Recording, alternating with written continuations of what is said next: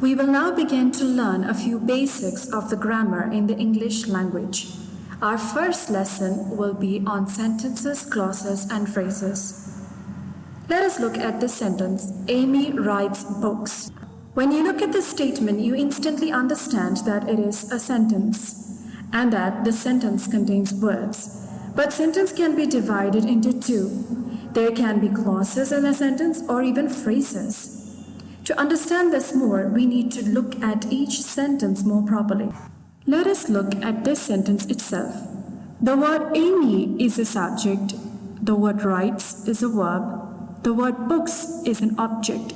So you will notice we can divide this sentence into three parts. Another thing you will notice is that the subject contains one word, the verb also contains one word, and the object also contains one word. Therefore, this is an ordinary sentence. Let us look at another example. Kevin likes hot chocolate. Here too we can divide it into three parts. Kevin is the subject, likes is the verb, and hot chocolate is the object. In the subject there is just one word, in the verb also there is just one word. But notice in the object there are two words. This is an example of a phrase where a part of the sentence has more than one word. Let us look at another example. Our cousins from Indore are visiting their relatives in Delhi. Notice, our cousins from Indore is the subject, are visiting is the verb, their relatives in Delhi is the object. Once again, we can divide the sentence into three parts. But there is something different in comparison to the first two sentences. The subject contains four words, the verb contains two words, and the object contains again four words. So you'll notice there are multiple words in each part of the sentence.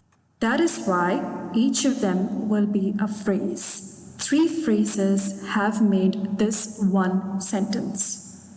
Let us look at another example. Amy writes books and loves reading them too. You can divide this into two parts. Amy writes books and loves reading them too. Both these parts contain a verb. Writes on one side, loves on the other side. This is an example of clause. Clauses normally contain a verb and they are often interchanged with sentences. The sentence Amy writes books can be a clause, and the statement loves reading them too can also be a clause, because of which we will understand that a sentence can contain one or more clauses. Let us look at another example. Although Amy writes books, she had not been very successful and is looking for another career. When you look closely at this sentence, you will notice that it can be divided into three parts. Although Amy writes books, she had not been very successful and is looking for another career. Notice how in each of the part there is verb. In the first one it is writes, in the second part had not been, and in the third one is looking. Notice how the verb is there in each part of the sentence, which means that each of these parts is a clause. Therefore, a sentence can contain more than one or two clauses. Let us look at another sentence and dissect it. The Avengers fought the enemies while Thanos destroyed the world. From a look, you will understand that this is a sentence. And then you can divide the sentence into two parts. The Avengers fought the enemies while Thanos destroyed the world. Both these parts can stand by themselves. In the first part, there is a verb, fought. In the second part, there is another verb, destroyed. So you will understand that these two are clauses. Let us look at that first part, the Avengers fought the enemies, and divide it once more. The Avengers will be the subject, fought will be the verb, the enemies will be the object. When you look at the second part of the sentence, while Thanos destroyed the world, you can divide it again. While Thanos will be the subject, destroyed will be the verb, and the world will be the object. At a closer look, you will notice that some of these divisions contain more than one word. The Avengers, the enemies, while Thanos, the world. They do not contain verbs, and hence these are phrases. Further division will show you that the words the Avengers fought the enemies while Thanos destroyed the world are all singular words. Coming back to the first definition, that a sentence contains words. I hope this division is clear for you and that clauses and phrases are also clear for you. We now return back to that first sentence which we had seen, Amy writes books, because as you remember, there is another division of sentence other than just clauses and phrases, which was subject, verb, and object. Other than the formula subject, verb, and object, there can be other formulas possible when making a sentence.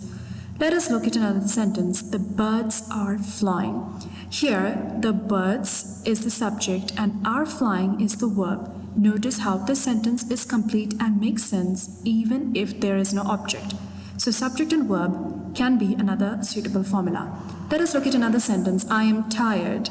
Here, I is the subject, am is the verb, and tired is a complement adding to the subject. So it does not have to be an object that always accompanies a subject and a verb. It can also be a complement. Let us look at another example. He is a doctor. Here too, he is a subject, is a verb, and a doctor is a complement to that subject. Let us look at another example. My victory made my parents proud. Here, my victory is the subject, made is the verb, my parents is the object, and proud is the complement. So you see here, complement is not supporting the subject but the object. So the next formula is subject, verb, object, complement. Another sentence will make this more clearer. The school appointed me a cabinet member. The school is the subject, appointed is the verb, me is the object, a cabinet member, the entire thing is a complement. The complement is supporting the object. This is how you can divide a sentence. There are many ways in which a sentence can be understood and classified. It depends on the way in which you write and how well you read. Now pay attention to this sentence. The teacher gave the students an assignment. On dividing the sentence, you will notice that the teacher is the subject, gave is the verb, the students is an object, and the phrase an assignment is also an object.